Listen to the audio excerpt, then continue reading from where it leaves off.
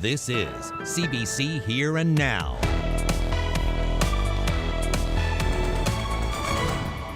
We're as ready as we can be. They've been super polite, super gracious, and a lot of people got their phones out ready to make it happen. On the first day of the province's vaccine passport, a new COVID cluster, most of them young school children. We called this briefing today to report a new cluster in the Marystown area. So you need to use your vaccine passport, but you don't have a smartphone. What are you going to do? You can turn to the Newfoundland and Labrador Public Library system and they'll help you out. Oh my gosh, people are so grateful and they're so happy to get it done, and we try to make it as painless as possible. I'm Jeremy Eaton and I'll have that story coming up on Here and Now. Welcome to Here and Now. I'm Peter Cowan, hosting Solo tonight. We begin in Marystown. Dr. Janice Fitzgerald called an unexpected press conference today to announce a new cluster and new restrictions for the Burin Peninsula. Over the past 2 days, there have been 30 cases, most of them in the east and most of them in young people. All but 3 of the cases announced today are in the eastern region, and 22 of those are in people under the age of 12. That's because 21 students are at Sacred Heart Academy in Marystown. They've tested positive. There were no classes there today. Officials have moved learning online.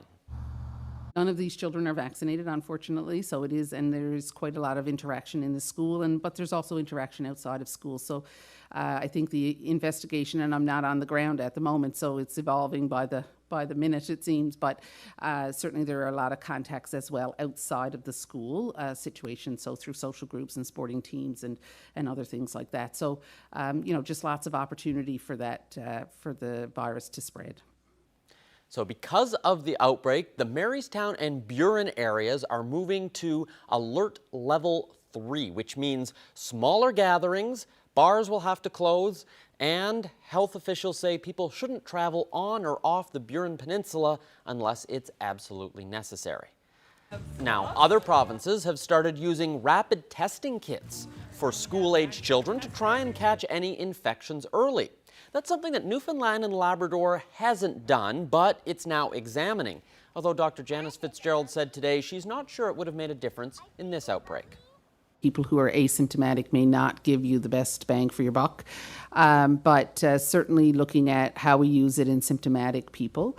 I don't know if it would have made a difference in this case. It's still very early on in the investigation, but I do know that the initial case, we did find out about it fairly quickly. It was so I don't know that it would have made a big difference with regard to speed of response in this situation. Starting today, the vaccine passport policy is in effect, which means people entering non-essential businesses and other indoor settings like long-term care homes have to prove that they're fully vaccinated. Here now's Terry Roberts reports. This is now the new normal for people entering places like Piatto Pizzeria on Elizabeth Avenue in St. John's. The lunchtime scene today was a little different, with hungry patrons having to prove they are fully vaccinated against COVID-19. So far, so good. The day actually has been fantastic.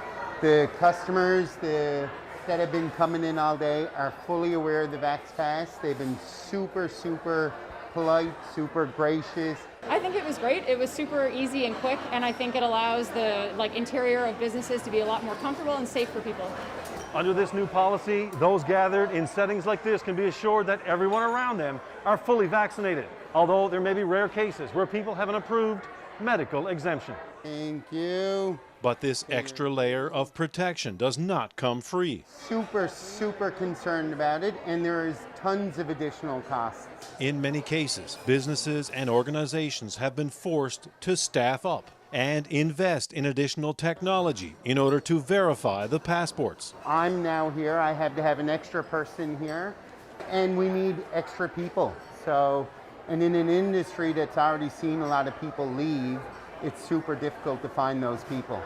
All for the motion of making this happen, but it's tough. We're all small businesses trying to make it. So the co-owner of Bannerman Brewing on Duckworth Street believes there should have been government help.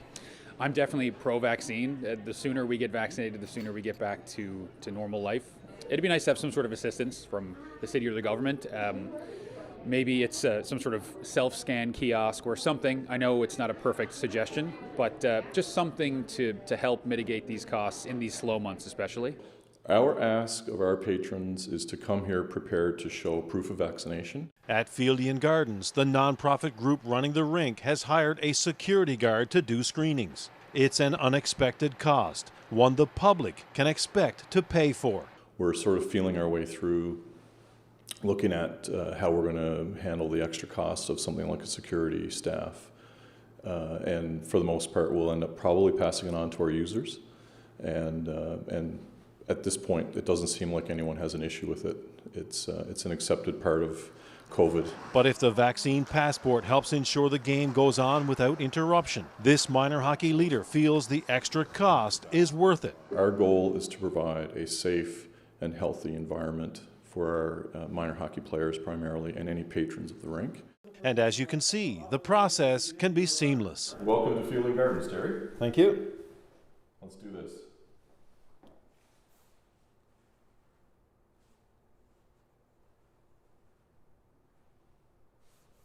There you go. All right. Your ID. Here's some ID. And you're good to go. We're good to go. Okay, I'm going to go watch some hockey. All right. Reporting for CBC News, I'm Terry Roberts here at Fieldian Gardens. Well, what happens if you don't have that iPhone, though, or even internet access? Well, the province's public library system has been stepping in to help, offering assistance to thousands of people who need it. Here now's Jeremy Eaton has that story. Today is the first day that you'll be required to show your vaccine passport if you want to access services. But what about all the people who don't have access to a smartphone or even a computer? Well, the Newfoundland and Labrador Public Library has you covered. The A.C. Hunter Library in the center of St. John's is becoming a COVID-19 hotspot for all the right reasons. Many people don't have access to a computer still, or may have trouble bringing up the record and printing it off. So that's what we've been doing. Foot traffic has been up at the library, but most aren't checking out books. Instead, they're looking for a little help. Are you here to get your vaccination pass? Yeah. We've actually had to add staff in a couple of locations to meet the demand. As of, I believe, Monday, we'd already done 7,000 passports, and this week has continued to be very, very busy, so I expect we're well over 10,000 by this point. And print them out. It's quick and easy. Staff offer to walk you through the process, help you out if you want to download the app. They'll even do it all for you with no judgment. Everyone should feel comfortable coming in and asking whatever question they have, and we'll do our best to help them. The only thing they need is a valid MCP card. I guess we were seen as a community resource, which we are for many purposes, but this in particular. So we were asked if we could provide that support. We do have 94 locations, so we're very available in a lot of places. The library system was asked to offer this up and is happy to do so all over the province. Oh my gosh, people are so grateful and they're so happy to get it done, and we try to make it as painless as possible and fun. We're all laughing and cutting up. Some people who come in to print off their Vax Pass are giving us donations for the library. Some staff are getting chocolate, so people are very appreciative, and generally it's been a very positive experience for our staff. And it's free. While they aren't able to laminate your wallet-sized code, they have scissors and tape on hand. The hope is that some people seeking help today will be back to take advantage of all the library has to offer. Jeremy Eaton, CBC News, St. John's. In other news, a St. John's artist, journalist, and activist has died. Andrew Harvey passed away suddenly on Monday. Harvey served as chair of the board of Eastern Edge Gallery and reported on City Hall for the now-defunct magazine, The Scope. A decade ago, Harvey also ran for councillor of Ward 2. Most recently, he was director of social supports and interventions at First Light, which serves the urban Indigenous community. He was just 38 years old. A conclusion to a brutal case of animal abuse. A man and woman have been sentenced to 5 months in jail for killing a cat back in 2019. A judge ruled that Peter Rossiter and Jody Anderson will never be allowed to own animals. They have a lifetime ban. Anderson was fostering a cat named Mittens in Port aux Basques when the animal was killed with an axe. Anderson is considered a medium risk to reoffend. Rossiter is considered high. The pair were also sentenced to 2 years probation. Well, WestJet plans to bring services back to St. John's, Gander, and Deer Lake by next summer. The airline says it's been decimated by COVID-19 before the pandemic. WestJet had more than 14,000 employees. That number dropped to just 5,000 at its lowest point. At a roundtable discussion today, WestJet says it wants to get flights back to where they were pre-pandemic in 2019, which is welcome news for smaller towns like Gander. A month ago, we had our 20th anniversary commemoration event for 9/11. We had a lot of Americans, a lot of people from Western Canada, but especially the Americans. And it took them sometimes days to get here. Now, of course, we're in the middle of a pandemic. Absolutely, nothing's going to be smooth. But the thought of easier access to the smaller airports outside of St. John's, and not knocking St. John's, of course, but easier access to the smaller airports would make such a difference to the economy of central and western Newfoundland and Labrador too, that it would be practically immeasurable. If you're wanting to travel, there was some good news today. Canada has lifted its advisory against non-essential travel outside of the country. The advisory has been in place since the COVID-19 pandemic was declared back in March of 2020. A blanket advisory against all cruise travel does remain in place. Now, one expert advises people to think it through, though, and do their homework before hitting the road or hopping on a plane. We know healthcare capacity is different in different places, and the quality of healthcare people receive can be quite variable depending on where people are traveling. There's no guarantee that someone's going to be able to bring you back to Canada if you're sick. So be careful. I think people still need to be careful and do their research before they go. The federal government does distinguish between vaccinated and unvaccinated Canadians. It continues to advise unvaccinated people to avoid non-essential travel to all destinations. Well, speaking of destinations, Signal Hill has some new signs, and they're pointing towards the province's growing diversity. You may recognize the famous sign, which points to different cities around the world. For more than 40 years, those arrows were all aimed at major European capitals. But a visitor recently pointed out that the world is a much bigger place, and perhaps the sign could use an update. I feel like this is not just a decoration, it also means a lot for people from all over the world. Hi, my name is Glenn Keogh. I'm the Manager for Visitor Experience and National Historic Sites for Parks Canada and Newfoundland East. The signpost here on Signal Hill, the first one that was put here was put in the mid-70s with a lot of European capitals, a lot of European centres.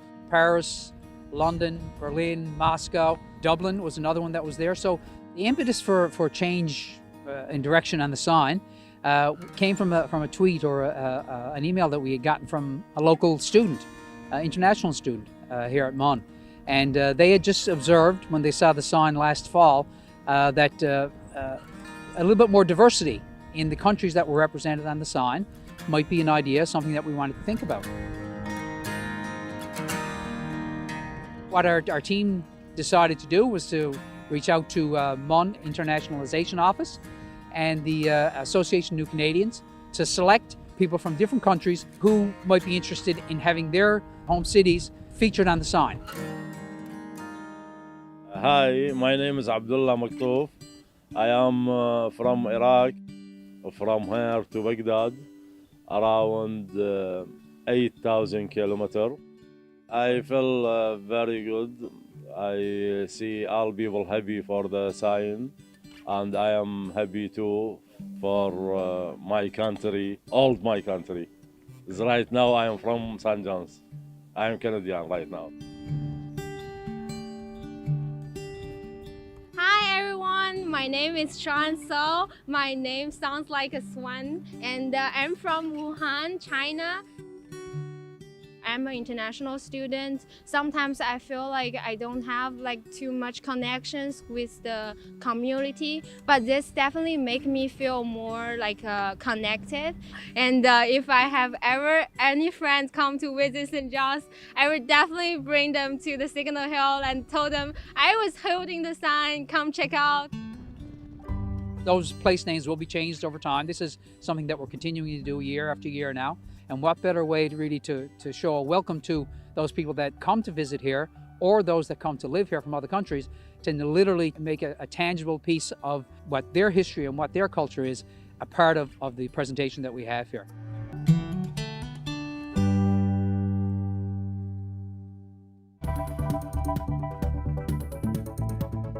It's Ryan Snodden in for Ashley tonight, tracking your weekend forecast, which looks a little on the cloudy side with some showers moving through the region. Your full weekend details are coming up.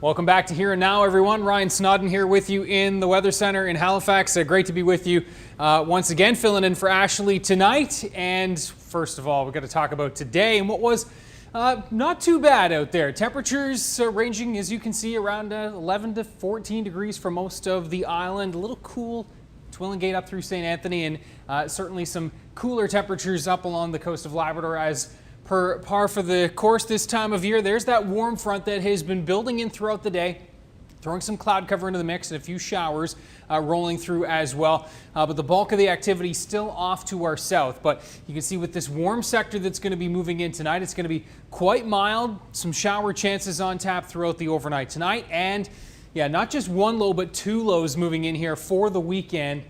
Staying warm in this southerly flow, in this warm sector, and then we're going to be getting into some cooler temperatures as the system moves out and we get back to seasonal and even a little bit below seasonal as we work our way into next week. So your timeline, and you can see lots of cloud cover for tonight. Some showers Some of those coming down a little on the steady to heavy side. We've been seeing some, even some heavier downpours and a couple of rumbles of thunder across the Maritimes today. That cannot be ruled out completely, but just a very slight chance of that throughout the overnight into Saturday. And you can see the best chances will be across the island.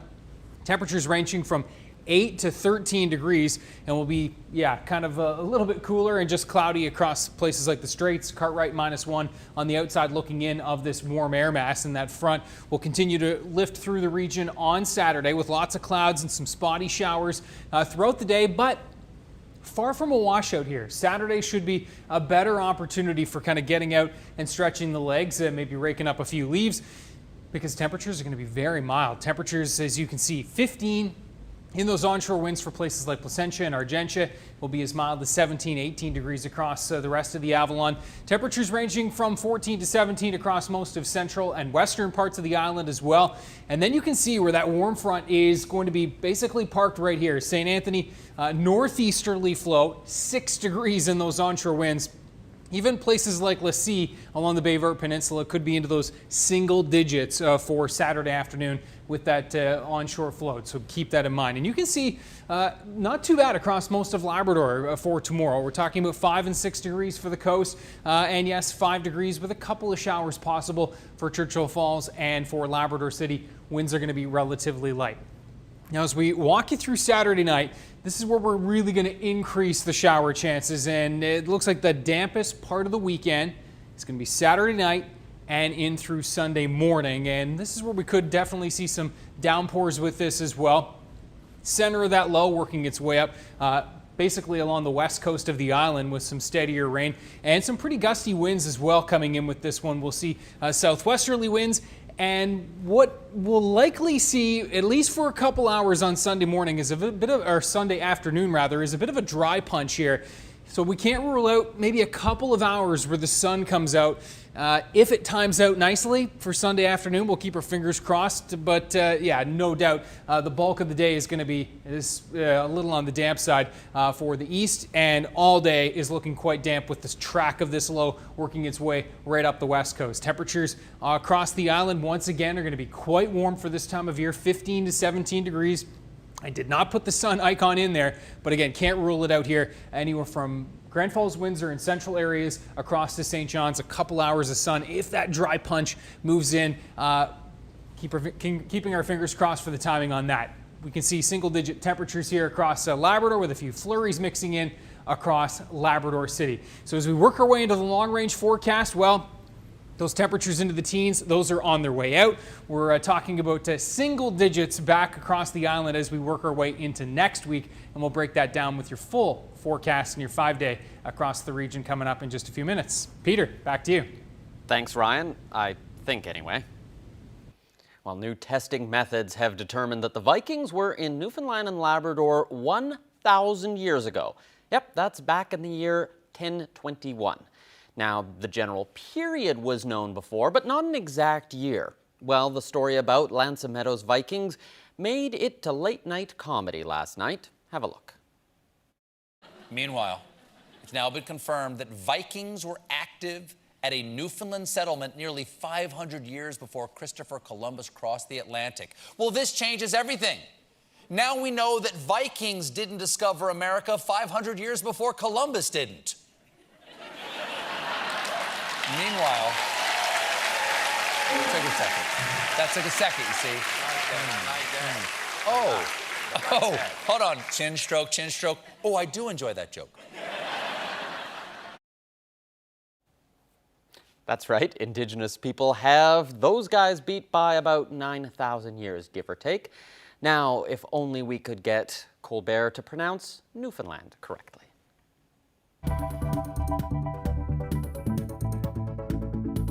This is not a new issue. It's only been compounded, I think, during the pandemic. They called this lame election instead of working on the crises that we had. Unfortunately, the group that's already marginalized in our communities are going to be further marginalized. Well, from the healthcare crisis to the tax on sugary drinks, our political veterans are weighing in just after the break.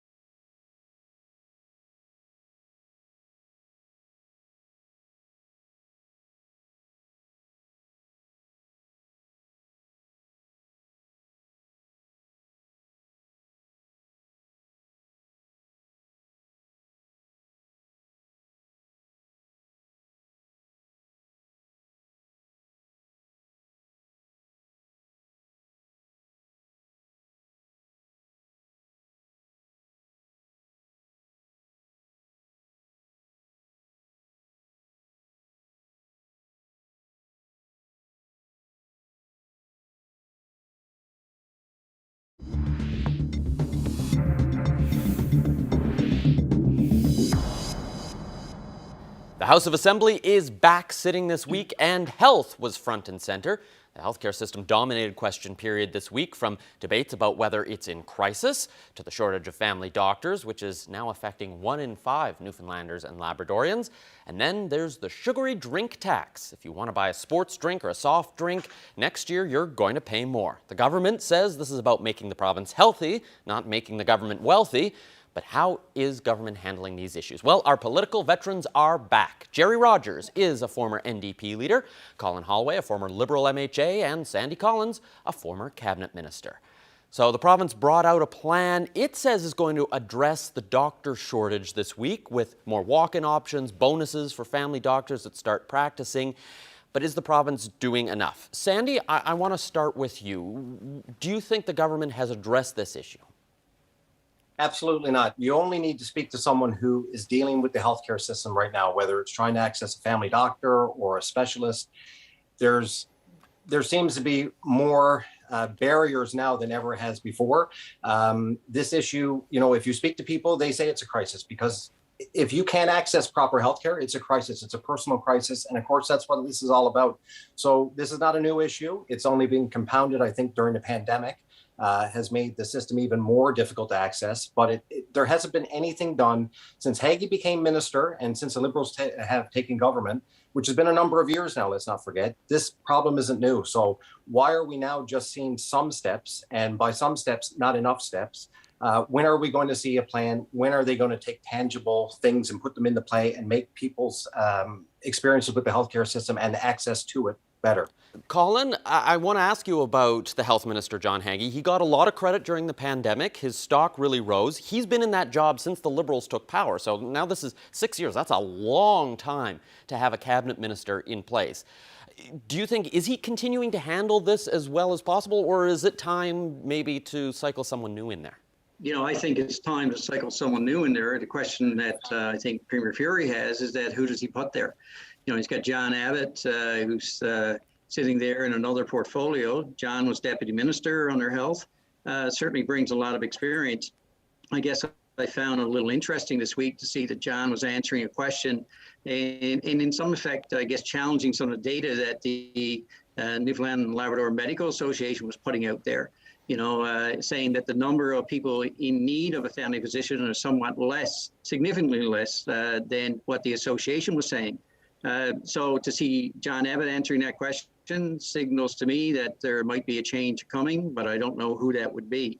The other issues that, the suggestions this week, what the health minister has brought forward, I think they're crisis management. They're not thought through, they're not well planned.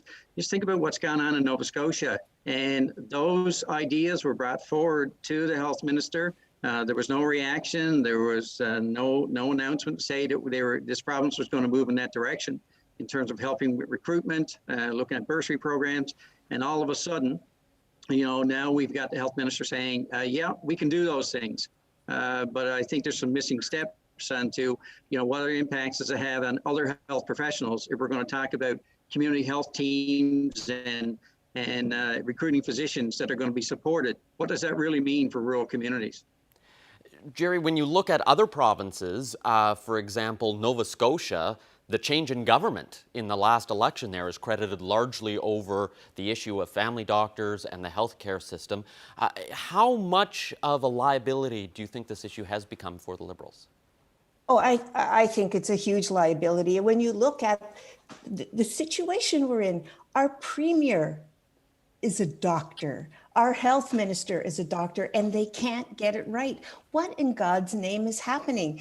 I don't think we just have a crisis in healthcare. We have a crisis in governance. And I think just switching another minister into that portfolio, I don't think that's going to solve this huge problem that they had. We had the most expensive, the longest, the least effective and not needed election not so long ago. And instead of working on these problems when they had cooperation as well with the opposition, and when they had cooperation with the Newfoundland and Labrador Medical Association, they called this lame election. instead of working on the crises that we had in our healthcare situation. Let's talk about one thing that government says is hoping is going to make people healthier in the long run, and that's the tax on sugary drinks. Newfoundland and Labrador is going to become the first province to do something like this. Colin, I want to start with you. This is a province that loves a drop of Pepsi. Do you think, is this the right move to try and get people to make healthier choices? You know, Peter, I try not to be the person that's always down on the government. But again, this is an example where I don't think it's going in the right direction. Adding 20 cents on sugar drinks, I honestly got to think it's a tax grab.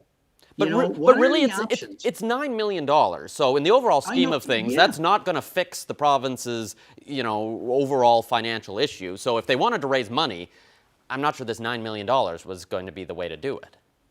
100%. But if you're trying to, so if you're going to tax sugary drinks because you want to change health outcomes, you want to change chronic disease, who are we really targeting?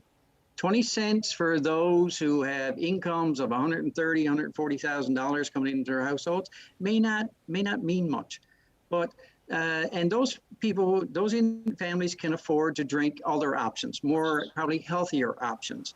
Unfortunately, the group that's already marginalized in our communities, we're going to be further marginalized by having to pay this extra 20 cents on the things that they do put in their shopping carts. If I can just go a little bit further on that, because of course it's been proven before that it doesn't change health incomes, but it was only a few short years ago in 2016 when the government of the day, with Kathy Bennett as a finance minister, said, no, the administrative burden to put such a tax on junk food or sugary drinks would be overburdensome. For what you get in, the cost to try to administer that program wouldn't prove useful. So you also have, as Colin has also said, the healthy outcomes. You also have the fact that it's regressive for low income people, which we've already spoke about. Those would be the hardest hit. So in a budget of 2016, when they decided to tax books and close libraries, even in that time when they were trying to get as much taxes as they could, even then they took a sober second look at it and said, you know what, this is not going to work. It's simply not going to work. So what has changed in the last number of years? All of a sudden it does work. It still won't work, and I think that's obvious, and it's really unfortunate. As opposed to trying to have a regressive tax that penalizes people buying sugary drinks, why not invest in programs or reinvest that money into programs, healthy living programs, subsidizing the price of milk perhaps? Yes. There's other ways of doing this than it is just a simple tax grab, which this exactly is.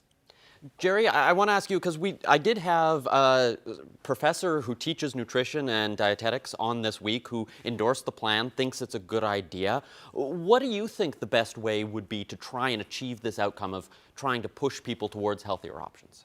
I'm flabbergasted. It's such a drop in the bucket, and there's holes in the bucket. It's not even going to hold. I think, when Colin was talking about 20 cents, if you look in there on a liter of sugary drink, when you look in people's shopping carts, you're not going to see broccoli. You're not going to see really good green food. It's too expensive for many, many people. And people can't afford it. People living on minimum wage, they cannot afford to feed their families and their heat and their rent because of the lack of affordable housing. People on income support, and there are many people on income support in this province through no fault of their own. It's the only way that they can live right now. They haven't had an increase in their income support in decades. It's unless we look at the major underlying causes of poverty, lack of good food, the social determinants of health, affordable housing. This is a flash in the pan. This is the Liberals saying we are doing something, and I think it looks like a really cool and groovy thing to do right now. Well, we're going to have to leave it there. Thank you very much, all three of you, for joining me today. Thanks, Peter. Thanks, Peter. Thanks, Peter.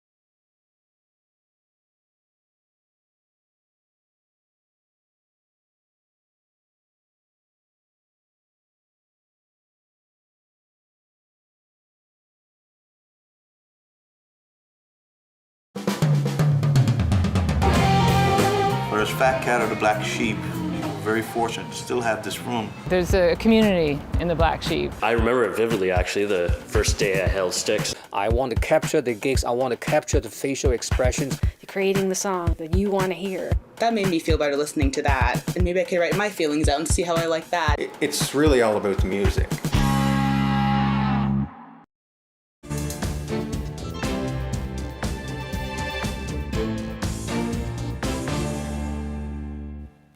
Hollywood actor Alec Baldwin discharged a prop firearm on a movie set in New Mexico yesterday, killing one crew member and injuring another. Cinematographer Helena Hutchins, seen here in a recent video, was rushed to hospital where she was pronounced dead. Movie director Joel Souza was wounded and he was taken for medical care. Details on his condition haven't been released. Police are investigating, but no charges have been laid. In a tweet, Baldwin expressed shock and sadness, calling it a tragic accident. At the time of the incident, the crew was working on a scene that involved the use of a prop gun. The movie, called Rust, is set in the late 1800s, and it's a Western. A major power struggle is underway at one of Canada's biggest telecom companies. Edward Rogers is battling for control of the Rogers empire founded by his late father. Rogers has been removed as chairman of the board of the family business. He does, however, remain on the board and is now working to have several other members replaced by people of his choosing.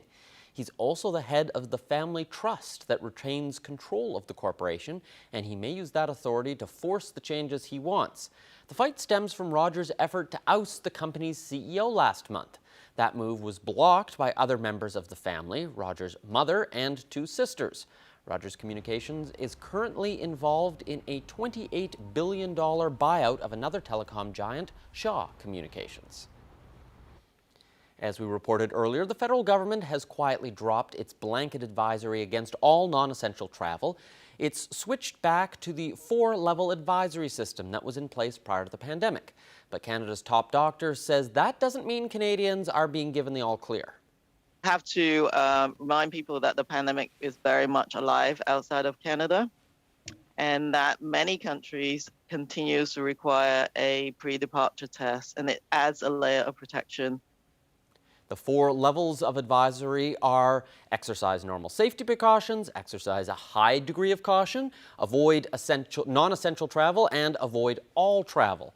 The Public Health Agency of Canada says Canadians should be fully vaccinated before they travel and should follow public health measures at their destination. A New Brunswick man has brought bits of cities all over the world to his backyard.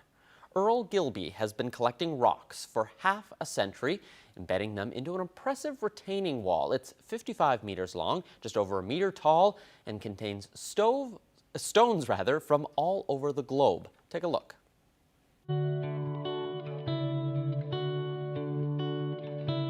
My name's Earl Gilby. I live on Keswick Ridge, New Brunswick, and I've been building this wall for 50 years.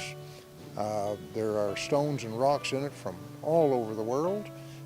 My customers and people I know really helped me. I couldn't have done it without them. They brought me rocks from everywhere, from the most easterly point of North America, Cape Spear in Newfoundland, to the most westerly point of Europe, Land's End, Wales, Venezuela in South America.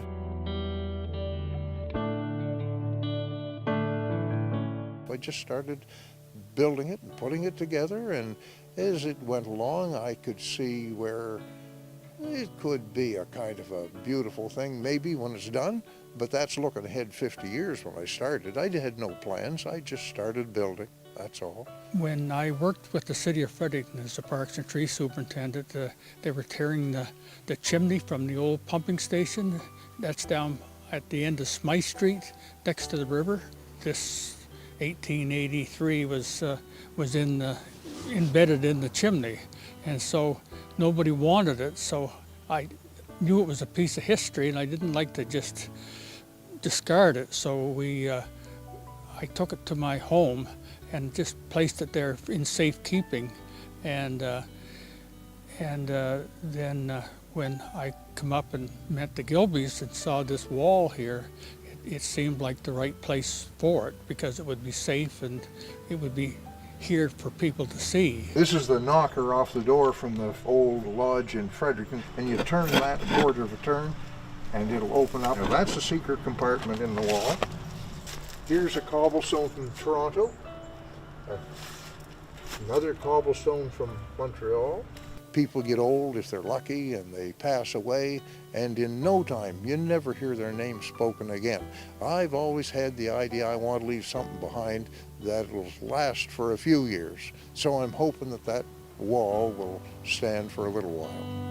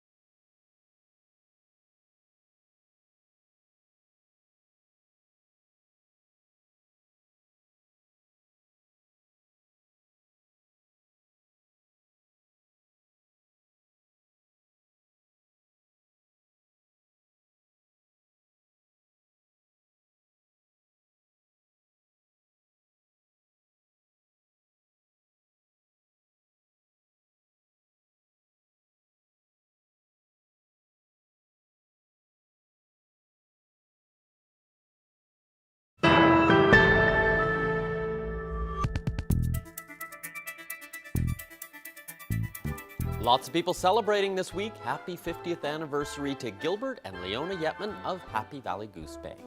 Wishing Angus and Uriel Keeley from Gaskers, St. Mary's Bay, a happy 51st wedding anniversary.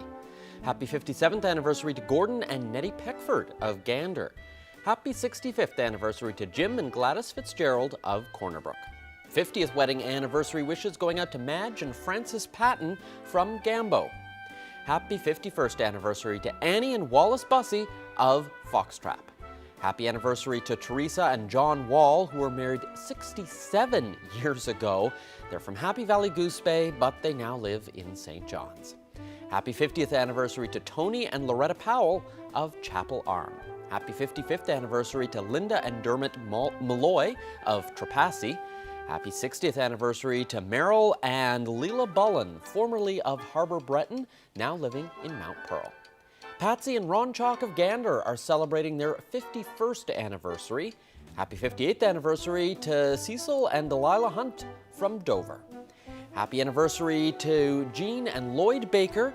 It's their 66th anniversary. Happy 57th anniversary to Alfred and Bessie Osmond of Norris Arm North. Happy 52nd anniversary to Bill and Ula Turner of Gander. Happy 60th anniversary to Bernard and Anita Howard. They're also from Gander. Happy golden anniversary to Lynn and Chris Marsh. Happy 59th anniversary to Edward and Sheila Goss of St. David's. Happy 60th anniversary to Gerald and Annie Costello of Bishop's Falls. Anniversary greetings going out to Harry and Pauline Maidment. They're from Whitburn and they've been married for 55 years. Congratulations to Gerald and Gertie Strobridge of Wreck Cove, who celebrated their 50th wedding anniversary. Wishing James and Nina Perry of St. John's a happy 55th wedding anniversary. Happy 58th anniversary to Raymond and Golda Guy. Happy 61st anniversary to Maldwin and Leah Crummy of Salmon Cove. Bill and Martha Smith are celebrating 70 years of marriage. They're from Brookside, Placentia Bay. Happy 58th anniversary to Charlie and Clara Strobridge of Mount Pearl. Happy 61st anniversary to Michael and Alice Mahoney of Colliers. Happy 57th anniversary to Harold and Margaret O'Driscoll of Torres Cove. Anniversary greetings going out to Ruth and Ralph Janes of Cawdroy Valley on 67 years of marriage. Congratulations. Newman and Vella Harris of Summerford are celebrating their 58th wedding anniversary. Now to some birthdays. Happy 93rd birthday to Iris Chafe of St. John's.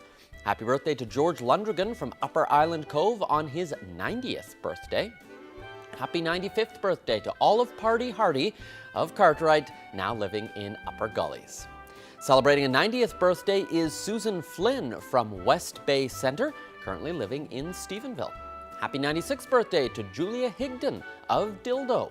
Happy 90th birthday to Jack Walsh of St. Brendan's. It's also a 90th birthday for Alice Patey of River of Ponds.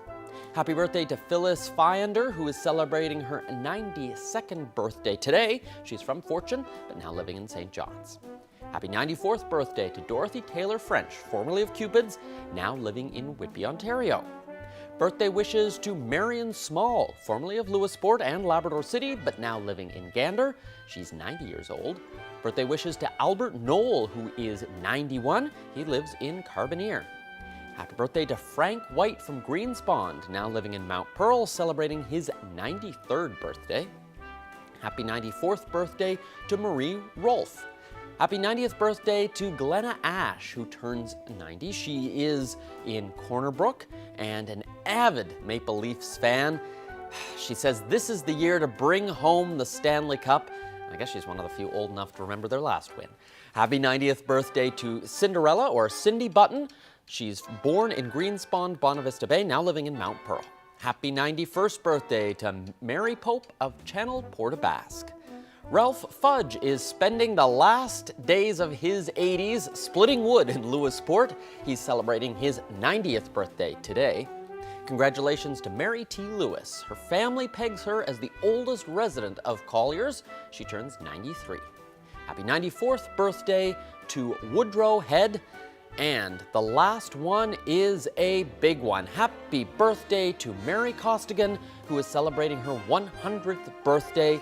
She still lives at her home in Harbor, Maine. And we have one more to squeeze in here, and it's another big one. Josephine Gillis, formerly of Cawdroy Valley, is celebrating her 100th birthday. She now lives in St. John's. And a big congratulations to everybody celebrating once again this week. Time for a recap on your weather forecast and a look ahead at that 5-day forecast and into next week. Again, we've been watching this warm front tracking in across the region for today. Lots of clouds, a few showers, and we're going to get into those steadier rounds of showers that have been working across the Maritimes today. Those move in across Newfoundland tonight, and some wetter weather coming in with this low that's developing along this cold front. That'll be kind of the bulk of the moisture we see this weekend for Saturday night and in through Sunday. You can see the warm temperatures surging up ahead of this system. The cool air really sinking in on the other side. Sudbury at 5 today, Labrador City, as you can see, at 4 into the 20s across the Maritimes today. And yeah, high teens looking likely across most of Newfoundland for your Saturday. Temperatures ranging from 15 to 18 degrees, single digits on the other side of that front. And that, again, will be basically draped across the northern peninsula with the track of this low. We're going to be cooler across Labrador and into the warm sector across most of Newfoundland with these pretty spotty showers for the most part on Saturday. And then that secondary low comes in, and this is where we're going to be seeing the bulk of that rainfall Saturday night and in through Sunday. And yeah, by the time we get to Sunday afternoon, as I mentioned earlier, hoping for that dry punch to come in here, bringing a little bit of relief for Sunday afternoon across central and eastern areas. Still looking pretty wet across the west. Temperatures, again, still very warm on Sunday, still riding into the single digits across Labrador. That low will depart, and it's back to reality, and that cool air really rushing in across the island on Monday. Still pretty cloudy on Monday, as you will see with our 5-day forecast, with some spotty showers still possible for places like St. John's and eastern parts of Newfoundland. But it looks like we'll work into some drier air and the better potential for some sunshine. We're kind of riding into those through those single digits, even in through mid next week by the looks of things right now. So if you were a fan of the warmer temperatures, certainly enjoy the weekend. And as I said, far from a washout this weekend. We should be able to get out and enjoy. You can see central Newfoundland really dropping off quite dramatically into Monday as well, with some spotty showers under mostly cloudy skies, and then we are looking at a brighter Tuesday and Wednesday. For western parts of Newfoundland, we've got some showers, as we said, for Saturday. Damper on Sunday, periods of rain where it looks more widespread and long-lasting on Sunday throughout the day. And we're going to be seeing some lingering showers, but some sunny breaks breaking through Monday afternoon. And then Tuesday, Wednesday, looking at a pretty nice day there as well. Nice couple of days, that is. For Happy Valley Goose Bay, eastern parts of Labrador, not bad tomorrow. Some showers moving in for Sunday and into Monday. And then for Tuesday, looking forward to that clear out there as well. And for western Labrador, the clear out, again, looking set for Tuesday into Wednesday as well. Watching for some flurries in the mix for Sunday and into Monday. That is your forecast to now. Always great to be here. Great to see you, Peter. Back to you. Always great to have you, Ryan. Thanks so much. And that is it for us for Here and Now for this Friday. Thanks so much for watching. Our CBC News crew are going to keep an eye on the developing number of cases on the Burin Peninsula that we saw announced today at the briefing. And although we're not expecting to get new numbers over the weekend, Public Health has said that they're not going to provide an update until Monday unless there's some sort of unexpected development over the weekend and they need to change, for example, the alert levels on the Bonavista or the Burin Peninsula or elsewhere. But we do know that things are changing. Eastern Health actually just put out a news advisory saying that they are bringing in some visitor restrictions for hospitals and long-term care homes on the Burin Peninsula. They're limiting the number of people, so most people will only be able to have 2 visitors, but they'll be able to provide more details in individual cases. And that's it. Thanks so much for watching. Hopefully you get out and have a great weekend, and I'll be back with you on Monday.